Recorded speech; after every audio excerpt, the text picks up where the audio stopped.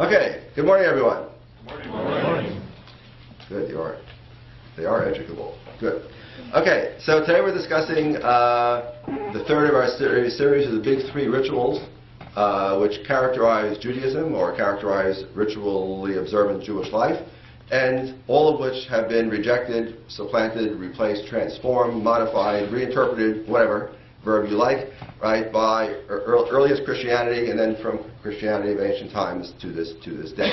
There was circumcision, food laws, and today we're looking at Sabbath, or the seventh day. After this, we'll be looking at Passover, Easter, a central ritual for both Judaism and Christianity, and then we'll move on to theology, to theological points, truth claims. That's where we're going in the course. Okay, so today we're talking about the Sabbath, or the seventh day, what we call in English Saturday. What does Saturday mean? Yes? Saturn's Day? Yes. Saturday is the day of Saturn. So you know right away that the names of the days of the week that we use in English, in fact, reflect old astrological ideas, where each day, each of the 7 days, is under the influence of one of the 7 planetary spheres. The ancients knew about 5 planets, right? Mercury, Venus, Mars, Jupiter, and Saturn. 5 planets plus the sun and the moon. So you have sun, day, moon, day. Right, then you got Tuesday with this funny Norse stuff. Wednesday is more funny Norse stuff. Okay, but our English names are a mixture of things, but the names still show, and that's what we call in the biz an astrological week. The idea that there are 7 days, each day is under the influence of a certain planetary sphere. There's endless discussion whether the Hebrew Bible, with its notion of Sabbath rest every 7th day, has anything to do with this astrological week of 7 days as calculated by astrologers. The answer is probably not, but the question is very complicated and messy, and for our purposes, I'm not going to worry about it, because it doesn't really affect us. The key point is, if you like your weekend, you should be grateful to the Torah. Because the astrological week never produced the pattern of life which emerges from the Torah, with its every 7th day is a holiday, every 7th day is a holy day, every 7th day is a day of rest. That never came out of the astrological week. That comes only out of the Torah. And then Christians, of course, modify it and give us Sunday. And then gradually, in the 19th century, we get a 5-day. Okay, now we digress. Okay, but it comes out of the Torah. So, let's talk about the Torah. The Hebrew word, of course, is Sabbath, which I didn't write down, but you understand the word Sabbath. What does the word Sabbath mean? They're whispering it. Whispering it. What's Sabbath? Somebody don't whisper. Somebody say something. Sabbath comes from the Hebrew word Shabbat, Vayishbot, which apparently means to cease, or to cease labor. So Sabbath might be literally translated rest, or cessation from labor. Something like that. Did somebody whisper that? So why don't you say it out loud? You got a gold star if you said it out loud. But if you whisper it, I can't give you a gold star. Okay. So, circumcision is basically one chapter in the Bible, Genesis 17. That's the big chapter, plus some scattered references. And large tracts in the Bible go on and never mention circumcision. The food laws. Food laws is one big chapter, Leviticus 11. And then we got a couple of other little things here and there, Deuteronomy 14, and some other references here and there. The Sabbath, in contrast, you have everywhere. There are references scattered throughout the entire Hebrew Bible, virtually, from one end to the other, about the Sabbath. Don't know exactly why this is so, but it is so. Now, the number of passages involved is much greater, much larger, and apparently the ancient Israelites themselves attributed much significance to the Sabbath in a way that food laws and circumcision perhaps only emerged later on as ritually significant markers. Okay, what do we see in these passages? I gave you a bunch of them on your syllabus. It's built into the nature of the cosmos. Right? God creates the world in 6 days, Genesis chapter 1. What that actually means is not our worry at the moment. God creates the world in 6 days. Then on the 7th day, God rested. In other words, according to that narrator, according to that philosopher, right, the Sabbath is part and parcel of the cosmic order. It doesn't say in Genesis chapter 2, the first few verses, it doesn't say God commanded you to rest on the Sabbath also, but surely that's implied. Surely that's meant. God rested on the Sabbath day and made it holy, understanding, well, that's why we Israelites do the same thing. We also rest on the seventh day and make it holy.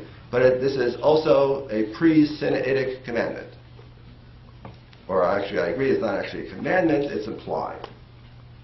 Okay, so this is one of the main contrasts in the two versions of the Decalogue. What does Decalogue mean?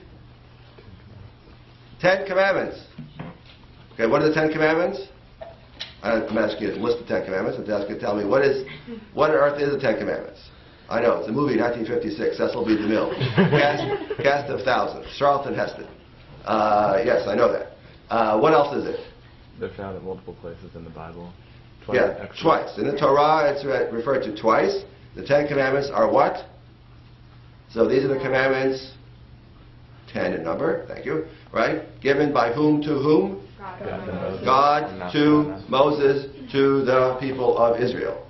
Right? And Moses wrote them down on 2 tablets. You all seen photos, so you know exactly what they look like. No, we don't know what they look like, but it's on 2 tablets. Right? The old joke: take 2 tablets and call me in the morning. Right? So this is these are the 10 Commandments, the Big Ten. Those of you who are followers of sports, right? So this is the Big Ten. Right? Now, of those Big Ten, the Sabbath is number, well, it depends how you count. We'll do the Jewish counting. Number 4. Sorry, that's one of the ways of Jewish counting. There are also Christian countings. It gets messy. But it's number 4. Moses forgot to write numbers when he gave the 10 Commandments. So the result is Jews and Christians have been arguing ever since how to count the 10.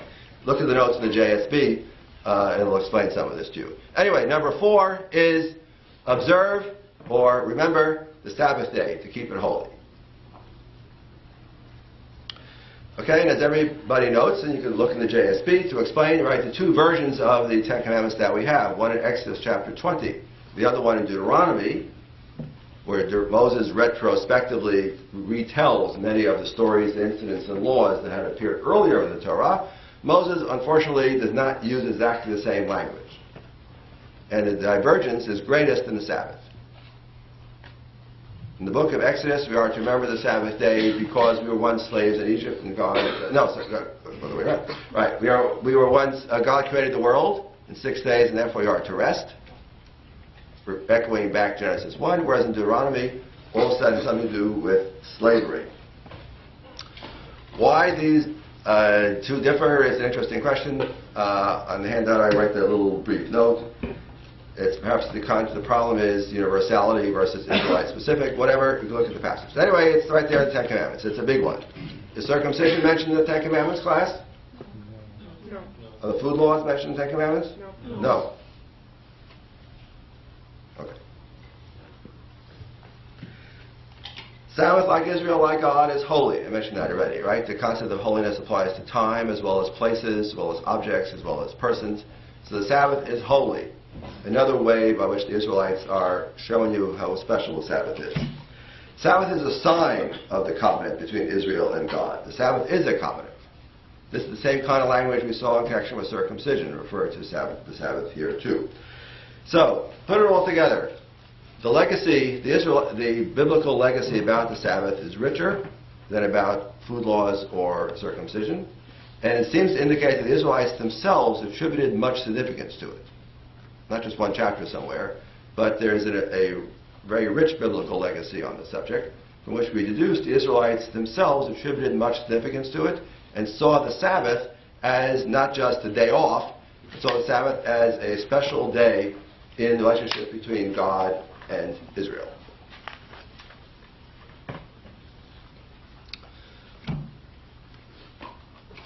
Okay, questions, observations? Now, as we'll see today, as you saw in your reading, as we'll see on Monday, when we talk about the Sabbath, we have 2 different things we're talking about. 1, it's a day off, a rest from work. So one thing we need to talk about is, what does it mean when we say you don't do work on a Sabbath day? That we might call the negative side, the prohibition. Don't, don't, don't. Then we have a positive side. Remember the Sabbath day to keep it holy. Well, how do you do that? What do you do? The day that is a spiritual day. The day has some kind of connection between God and us in some way. We'll see in the Christian material these two different sides of the Sabbath, which become Sunday, and we'll see now also two different sides of that on the Jewish side. So I'm going to start with the prohibition side, the don't side. Don't, don't, don't is the Sabbath, right? The prohibitions. Do not do any manner of work on the Sabbath day. Lo taseh kol malacha is what it says in Exodus 20, echoed in Deuteronomy. What does this mean? Now, just imagine that you are an Israelite in the wilderness. Moses has come down, a.k.a. Charlton Heston has come down from Mount Sinai with 2 tablets, and he proclaims them out loud, and Moses says in his thunderous voice, "Don't do work on the Sabbath day." Did you see the movie that came out? It's kind of cheeky, it's kind of funny in retrospect. Special effects in the 1950s just aren't quite what they have become in the movies. Nonetheless, it's a blast. It's a hoot. You should watch it. So anyway, the thundering voice, "Don't do any work on the Sabbath day, So I can just imagine some Israelites, some smart-ass in the back saying, Moses, I don't understand what that means, don't do any amount of work on the seventh day. It means I shouldn't go to work, I shouldn't get paid, but I could go to the mall and go shopping, right? That's not a problem, right? And that's not work, is it? And I like to work out. I got my home gym. I can sit there all day and work up a sweat, but that's not really work, is it? And someone else would say, yeah, I can take my kids to the beach, right? That's not a problem. That's not work, is it? You understand, the questions will multiply very rapidly. What does it mean, thou shalt not do any manner of work? One does not need to be a Pharisee or a Jesuit or a closed-minded reader of the text to understand immediately, this is vague. My idea of work and your idea of work might not be the same. So it's interesting to pursue this point, to understand this as a specimen not just of biblical exegesis, or interpretation, remember, exegesis, fancy word, interpretation, right? But also as an example of how the Sabbath itself grows. As we look through the text over time, we can see more and more things gets prohibited. There's greater and greater specificity as we move forward in time, as Israelite culture and society is less and less comfortable with this rather vague general prohibition, and we're looking for specifics. So we look in the Bible itself. What does the Bible itself tell us before we look at post-biblical material? So in the Bible itself, we have various passages. Exodus 35, not to kindle a fire. Lo teva ruesh b'chol mashrotechem b'yom haShabbat. You may not kindle a fire. Though later Jews argue whether that means you shall not kindle a fire, or you may not let a fire remain lit. You may not use a Kindle. That's what it is, right. Don't use a Kindle on the Sabbath. Yeah, exactly. Thank you. That's very good. Right. iPads are okay. Well, okay, that's not true. iPads are not okay. But yeah, okay. Well, let's not. Anyway, where was I? Yes. So later Jews will argue whether it means you may not kindle a fire, i.e. strike a match and light a fire, but if you have a fire already lit from before, it's perfectly okay to leave to take advantage of a already lit flame. Okay, that's a good example of close reading will provide different modes of reading. Okay, but our friends, the rabbis, the sages, they thought it meant do not light a fire. That's how they understood the prohibition of Exodus 35. Then we have the story of the wood chopper, which is alluded to by Goldenberg in your reading. Right? We're not quite sure what the prohibition is, but whoever it was who did it did something bad. He went out and was mikoshesh eitzim b'yom haShabbat. What does that mean? He was chopping wood, gathering wood. We're not sure what it means. Whatever it was, he lost his head over it, because he was executed to violate the Sabbath. So if I knew exactly what that meant, I would know something else about what's prohibited on the Sabbath according to the Bible. Then we have Exodus 16, the manna. Remember the chapter of the manna I asked you to read a few weeks ago? Yeah, just humor me. It must be nice, right? I have a cold and I'm feeling 100%. Just say yes. Right, you all remember the passage in the manna, Exodus 16, that we read a few weeks ago? As an example of Jewish and Christian Bible exegesis. Well, I mentioned then, preparing you for this moment, that interwoven into that chapter about the manna from heaven is stuff about the Sabbath. Right? And surely the narrator has stuff in the Sabbath there because he, the narrator, thinks this is the source for Sabbath laws that later later Israelites will want to observe. Something about you don't go outside the camp on the Sabbath, you prepare your food ahead of time on the Sabbath. That's why does the manna fall on the Sabbath, class? No. So how do you eat on the Sabbath if you're relying on the manna and the manna doesn't fall on the Sabbath? What do? You have double on Friday. Right, so God is telling us that we need to prepare our food for the Sabbath on Friday, because on Sabbath we may not cook anything. We need to prepare our Sabbath food on Friday. This is what later Jews understood, right, from this chapter. And one could argue, I think reasonably, that the narrator meant this to be understood in this way. This is meant to explain to you the origin of various Sabbath laws and prohibitions. Exodus 16. The fullest, most detailed chapter is from Jeremiah 17. Remember, who's Jeremiah again? Remind me, somebody? Jeremiah? One of the prophets, right? One of the prophets, right? He's not, so there are two golden ages of prophecy, 8th century BCE, Isaiah, Jerusalem is the big one, Hosea, Amos, 8th century BC, and then 6th century. If you want 700 over here, 600 over here. That's Jeremiah, is in the latter group. Jeremiah, Ezekiel are the two big prophets from around the year of 600, give or take. Okay, Jeremiah 17. Here we have a very interesting paragraph. Should I read it? Nah, I'm not going to read it. You can read it yourselves. Anyway, interesting paragraph which Jeremiah is waxing eloquent about what is prohibited on the Sabbath.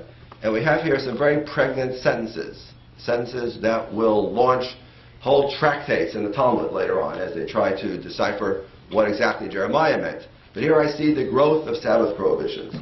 There's something here about, hear the word of the Lord, thus says, where are you? Verse 21, do not bear a burden on the Sabbath day, or bring it by the gates of Jerusalem. Do not bear a burden out of your houses or do any work. Keep the Sabbath day holy. So here's something about carrying a burden. Not to carry a burden out of your house, not to carry a burden through the gates of Jerusalem. From these verses, later Jews will deduce the prohibition that we may not take a burden, which is understood to mean anything, right, out of the house into the public sphere, into the public way. We're not to go out through the gates of Jerusalem outside the settlement. Right? Later Jews will develop a whole series of very complex rules governing what we may carry on the Sabbath. We may wear clothes, for example, on the Sabbath. Pious Jews don't walk around naked on the Sabbath. You're allowed to wear clothes that's not considered to be transporting, but you may not have something in your pocket.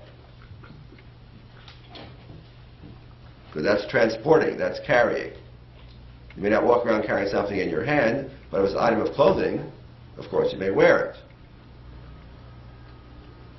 I'm just starting with the rules, trust me on this. The rules get very complicated. And then the rabbis come up with this ingenious device to circumvent the prohibition, called an eruv. Goldenberg mentions that. Forget that. Too much information. TMI. Okay, so this comes out of Jeremiah and a parallel passage in Nehemiah, where we see in these texts, which come after the Torah, the prohibitions are expanding. Moses in the Torah never said, don't transport on the Sabbath, don't carry a burden on the Sabbath, don't carry a burden out of your house on the Sabbath, don't carry a burden through the gates of Jerusalem on the Sabbath. Moses never said those things. That's not in the Torah. But here these prohibitions are growing, multiplying. And they will continue to do so over the course of time as Jews try harder and harder to understand what does it mean when it says, do not do any manner of work on the seventh day. Questions on that?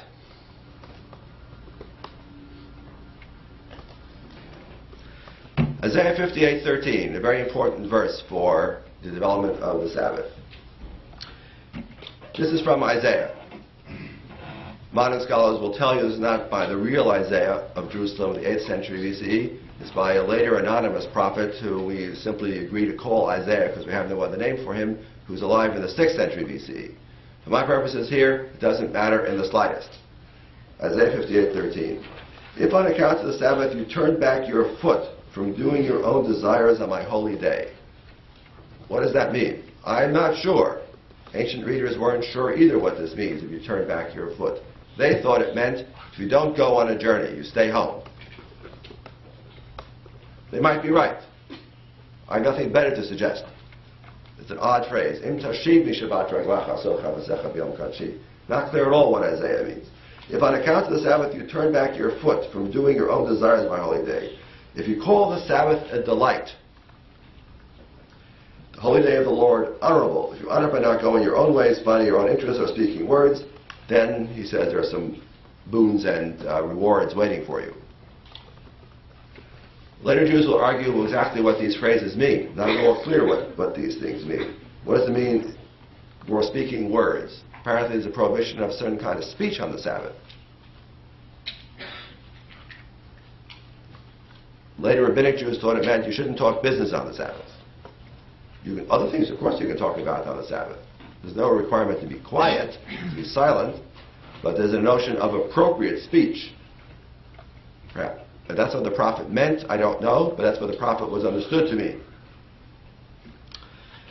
The most interesting line here, though, is if you call the Sabbath a delight. This is discussed by Goldenberg. The idea we have a tension in the Sabbath laws between the Sabbath as a day of prohibition, don't.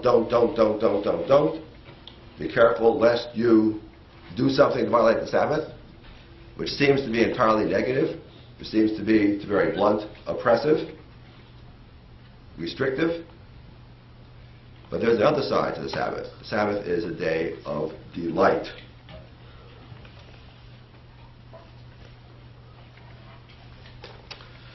So I'm going to jump to the last paragraph here on the notes, and I'll loop back. What does it mean that the Sabbath is a delight? Again, what Isaiah meant, I don't know. But I know what happens to this idea in Judaism, from antiquity down to modern times. The Sabbath, on the one hand, is a day of restrictions and prohibitions. On the other hand, it is a day of delight. How is the Sabbath day a day of delight? It's a delay of delight in two senses in classical Judaism, from ancient through modern contemporary times. It's a delay of delight in a spiritual sense. Right? You remember the Sabbath day to keep it holy. How do we do that? We spend time in synagogue on the Sabbath. We study the scriptures on the Sabbath.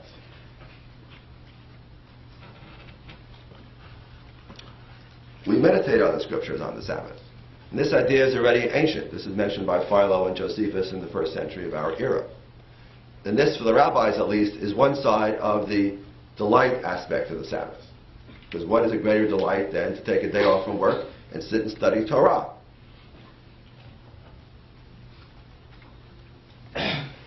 That's the spiritual side of the delight. There is also, to be very blunt, a carnal side.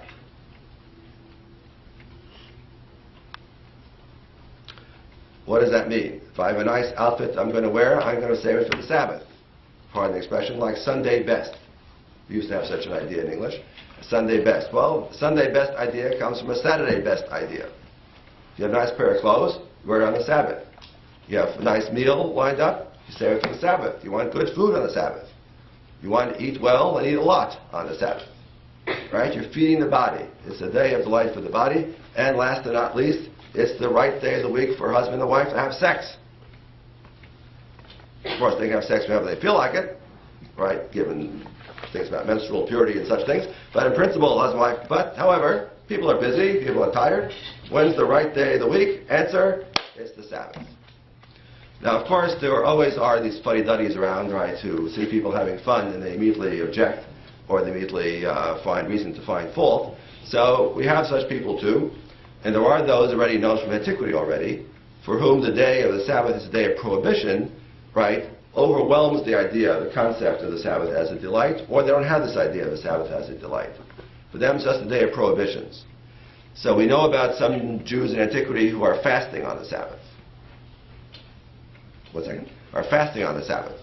They say the Sabbath is the day you don't eat at all. It's a weekly fast day. And similarly, in the Middle Ages, there will be Jews who will say, right, you may not have sex on the Sabbath. It's inappropriate to have sex on the Sabbath. Learned footnote. What would be the legal basis of prohibiting sex on the Sabbath? Answer, the prohibition of plowing. Okay, but back to where I was.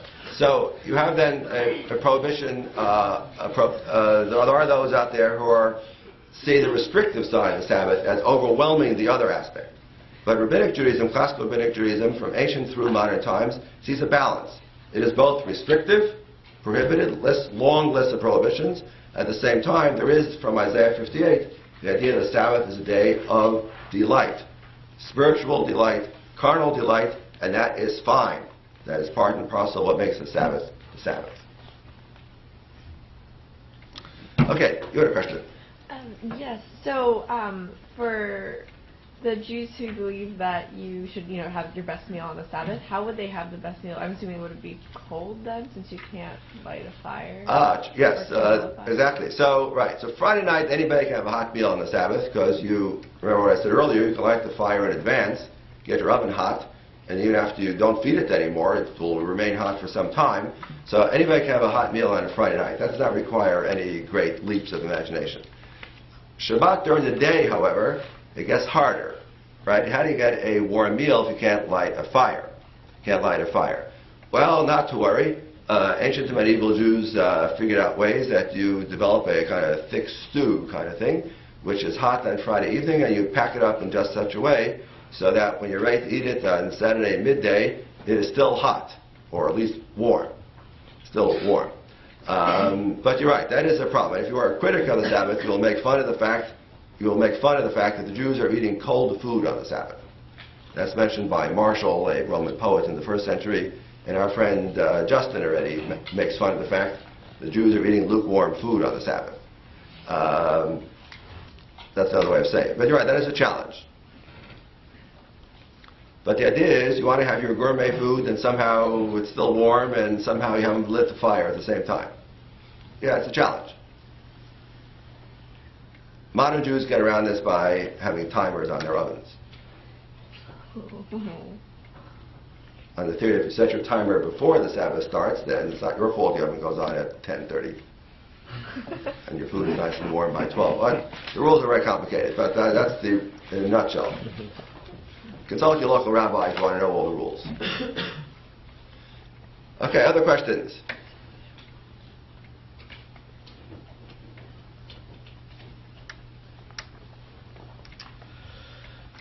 Okay, the most amazing, oh, I'm going fast today. Okay, the most amazing development in the history of the Sabbath prohibition side, the negative side, the prohibited side, is the list of 39 labors, which is the next sheet. Is that up there? Okay. That's 39 labors that appears in the Mishnah. Okay, does somebody remind me, what is the Mishnah?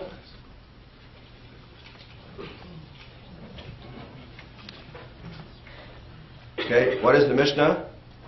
Don't confuse it with Midrash, remember? Right, what is the Mishnah, Anna? Oral Torah. Mishnah is oral Torah. I wish you had not said that, because that would require me to give an hour-long lecture to explain why it's not the oral Torah. Okay, I'll accept it for an opening bid. But let's get more specific. What is the Mishnah? Answer. The Mishnah is, finish the sentence. Yeah, Harry? A text codified in like 200 CE, which was written down. I kind of was going to say something like what Anna said, in that it was writing down parts of the oral Torah. But it was. All right, how much time do I have here? Let's see. No, I got plenty of time. I'm going fast today because my throat hurts. Okay, then all right. Let's get to the key points. The Mishnah is a book. Okay, the oral Torah is an idea, a concept, a theory. So let's start with the first point. The Mishnah is a book. At some point the book is written down. We're not sure whether it was meant originally as an oral book, kind of like Homer, where the poems are memorized and sung for a long time by memory, and only gradually does it get written down. So sort of like that. Or when the Mishnah began its life as a written book. Okay, we're not sure. But it's a book. It's a relatively fixed collection of texts. It's a big book. Okay. The subject of this big book, this Mishnah book, which, as Harry correctly said, emerges in the 2nd century of our era. At the same time, Justin Martyr is busy talking away over here, 160 or so CE. The sages of the land of Israel are busy writing and producing what will become the Mishnah book. Okay, it's a book full of laws, full of legal discussions, legal points. 63 tractates in the Mishnah, as they're called. 62 out of the 63 are discussions of legal material. Legal material. Rituals, customs, practices, things you should do, things you should not do, things you must not do, and if you do them, what the punishment might be. Right? A whole series of such things. How the priests in the temple go about their rituals. There is no temple anymore, you object, in the 2nd century about CE. Yeah, exactly. Mishnah is a very odd book. It talks about a lot of time about things which are no longer practicable. It imagines there's still a temple and there are priests who are still sitting there and there are and the purity laws and all those things. Mishnah is obsessed with those things. Okay, it's an odd book. So it's a book of legal materials. Right? Rulings, discussions, debates about points of ritual practice, custom, normative law, written in Hebrew by our friends, the rabbis or the sages, in the land of Israel. Now, okay, shy of 2 minutes. Right, so, where does the Mishnah come from? How does the Mishnah know this stuff? How does the Mishnah know 1,000 pages worth of material? That's how long it is in English translation, 1,000 pages. How does the Mishnah fill up 1,000 pages full of material about ritual, custom, law, practice? How does it know all this stuff? And one of the most amazing things about the Mishnah is it doesn't tell us. It just gives laws, rituals, debates. They just spout, just talk one after another. It comes at you in profusion. You're buried in this massive material that doesn't tell you where it comes from. Later sages who read the Mishnah, studied the Mishnah, were very bothered by this. And their answer is, I know where the Mishnah comes from. The Mishnah is the oral Torah. Charlton Heston came down from Mount Sinai, and he had on his manly shoulders the 2 tablets of the law, so the 10 Commandments. That's just one shoulder. On his other manly shoulder, Charlton Heston brought down the oral Torah, in which Moses would explain what the Torah means. Moses would expand upon the written Torah, which is just the smaller part of the Torah. The bigger part of the Torah is the oral part, the part that God never wrote down, the part that Moses taught to his disciples, and their disciples to their disciples, and their disciples down to us. And the Mishnah is the repository of that.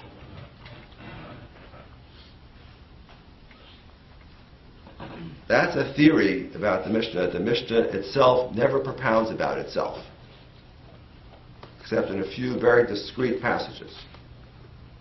You have to wait to the next layer in tradition, with which the later rabbis and sages who study the Mishnah don't like the fact that the Mishnah is a cannon rolling free on the deck of Judaism.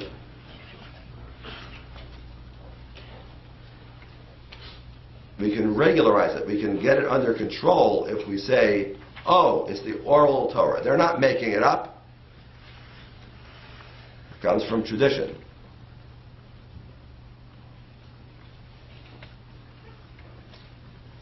Good example. Mishnah Shabbat, chapter 7, Mishnah 2. I'll pick one passage out of, just by complete random, out of 1,000 pages worth. Here's one. The primary labors prohibited on the Sabbath are 40 save 1. Goldenberg gives you a translation of this passage, also a brief discussion of it. The primary labors prohibited on the Sabbath are 40 save 1. Okay, you have 1 through 11, sewing through baking, 12 through 24, shearing wool, tearing and stowing stitches, hunting deer, building, pulling down, extinguishing, kindling, striking with a hammer, 39, taking out from one domain to another. Okay, Goldenberg gives you a nice discussion of this, arguing that these labors are fundamentally the rabbinic view of civilization. Right, the way these are clustered, what the rabbis are saying, what's prohibited on the Sabbath is human culture. Right, all these things that we humans do to create food, paragraph 1. to make clothing, paragraph 2. Paragraph 3, to prepare parchment and write. Paragraph 4, building and fire. Then we have 39, taking one domain to another. That's always a tricky one. But okay, leave that aside for a second. Here, these paragraphs are the rabbinic concept of what human civilization is about. That's what's prohibited on the Sabbath.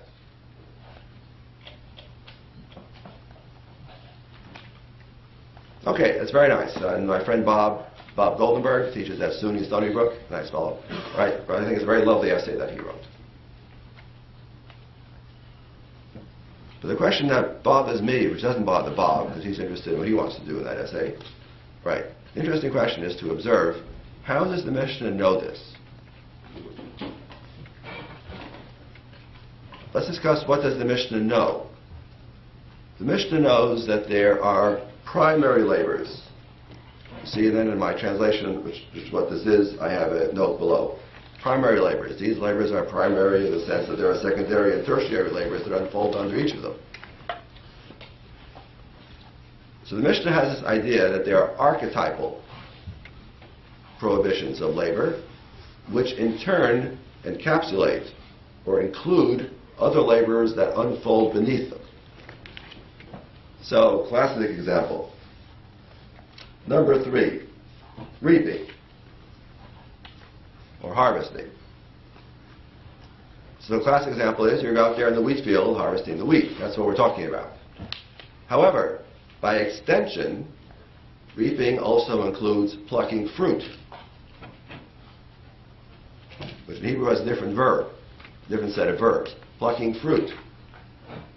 Remember that for Monday. We talk about Jesus and his disciples. Plucking fruit or plucking grain. By extension, then, too, the next one,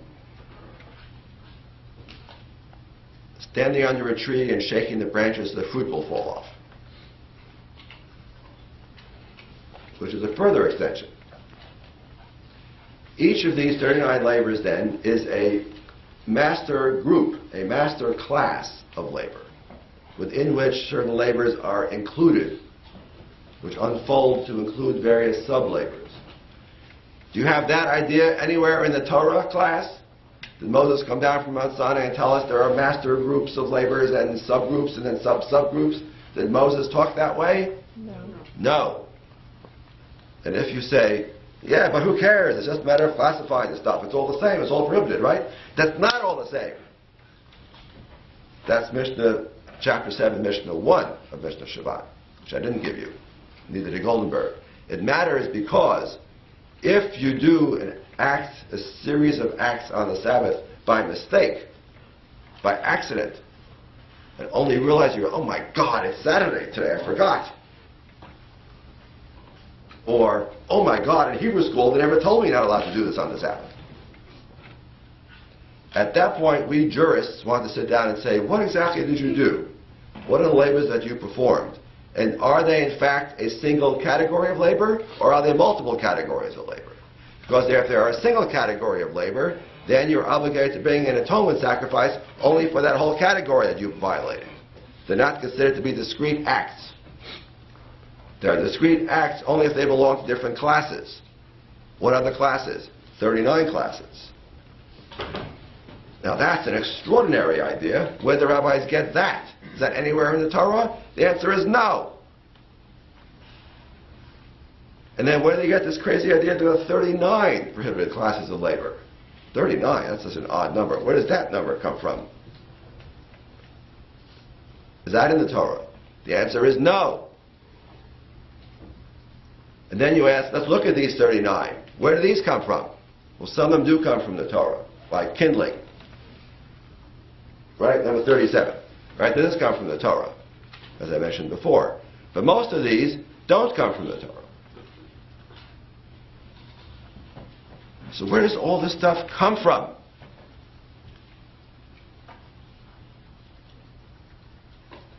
This is an excellent example where the rabbis in Rabbinic Judaism, in the Mishnah, have, in fact, let's be honest, ladies and gentlemen, have overwhelmed the Torah. The Torah's original writing about what's prohibited on the Sabbath cannot compare with the degree of specificity, the degree of detail, and this overwhelming concern with classification that we see here in the Mishnah. This is an excellent example where how we get from the Torah to the Mishnah is a giant question mark. If you are a pious Jew living today, your answer will be, it comes from tradition. And if you were pious, you then would say the tradition somehow goes back to the oral Torah and Moses at Mount Sinai. If you are a historian, you would say, well, these things grow over time in ways that we can't trace any longer, right? And the rabbis, fundamentally, at some point, you have to be honest, ladies and gentlemen, and say they made it up. That's such an ugly phrase. They created it, right? It's cultural creativity. They are enacting in the Mishnah prohibitions, laws, rituals, etc., which have no basis in the Torah at all, but which come from somewhere else, and ultimately become enshrined in the Mishnah and then part and parcel of Judaism. Now this list is fascinating. So now I want to know, where do these things come from and what do they do with them?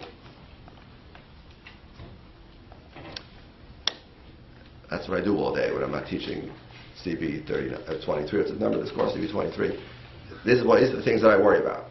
This is how I make a living, working on the Mishnah and trying to understand where it comes from. Do you have any questions? We have like about 1 minute left. Do you have any questions? Yes, sir. So, if you were going to describe the Mishnah in 2 sentences, Not more, yes? like, What would I say? yes. How would I say? The Mishnah is a rabbinic book from the 2nd century concerned with laws, rituals, customs, or practices, period. That's one sentence. I might then say its most remarkable characteristic are all its legal debates and disputes. I might add that, but I don't have to add that. I would say 2nd century rabbis, laws, rituals. That's the big stuff. And we have to have the word book in there somewhere. So it's not to be confused with an idea or a concept like the oral Torah. It's a concrete thing. Okay, how's that? Yeah, Did I get full credit? Okay, everybody. Enjoy your weekend, and